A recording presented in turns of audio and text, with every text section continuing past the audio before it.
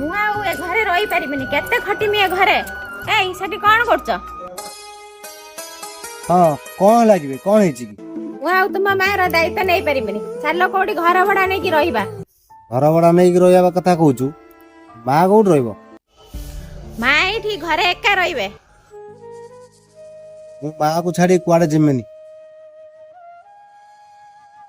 ତୁ ଯୋଉ କଥା କହୁଛୁ ଆଜି, ମୋ ମା ମତେ ଆଜି 38-40 ବର୍ଷ ହେଲା ହଉଛି ପାଳି ପୋଷି ଏତେ ବଡ଼ କରିଛି।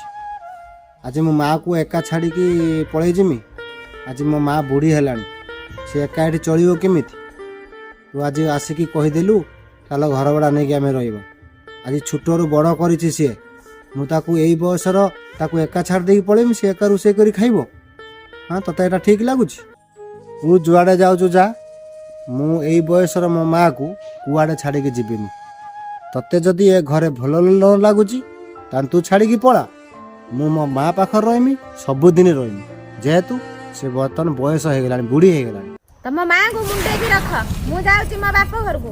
ଗୋଟେ କଥା ମନେ ରଖ, ତୁ ଯୁଆଡ଼େ ଯାଉଛୁ ଯା, ମା ପୁଅର ସମ୍ପର୍କ କେବେ ବିଚ୍ଛିନ୍ନ କରିବା ପାଇଁ ଚେଷ୍ଟା କରିବୁନି, ବୁଝିପାରିଲୁ? ତୁ ତ ଆଜି ଏଇ ଅଳ୍ପ ଦିନ ହେଲା ଆସିଛୁ, ତୁ ଚାହୁଁଛୁ ଆମ ମା ପୁଅଙ୍କର ସମ୍ପର୍କ କଟିଯାଉ ବୋଲି? କେବେ ମୁଁ ସେଟା କରେଇ ଦେମିନି। ମା ପ୍ରେମର ତୁମେ ଅନ୍ଧ ହେଇଯାଇଛ। ମୋ କଥା କିଛି ବି ଶୁଣୁନା। ମୁଁ ଏବେ ମୋ ଘରକୁ ଯାଉଛି। ଶୁଣ, ଯିବା ପୂର୍ବରୁ ମୋର ଗୋଟେ କଥା ମନେ ରଖିକି ଯିବୁ।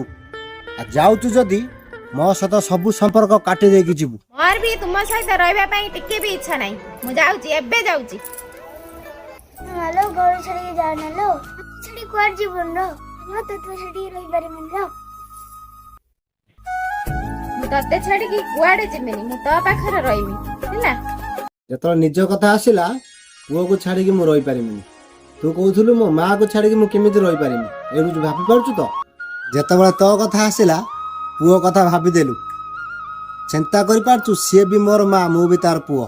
ମୁଁ ତାକୁ ଛାଡ଼ିକି କେମିତି ଯିବି? ମୁଁ ଏବେ ବୁଝିପାରିନି ଗୋଟେ ମା ଠୁ ପୁଅକୁ ଅଲଗା କଲେ କେତେ କଷ୍ଟ ହୁଏ। ମୋର ଭୁଲ ହେଇଯାଇଛି। ଆମେ ଏବେ ସବୁ ମିଶିକି ଗୋଟେ ପରିବାର ହେଇକି ରହିବା।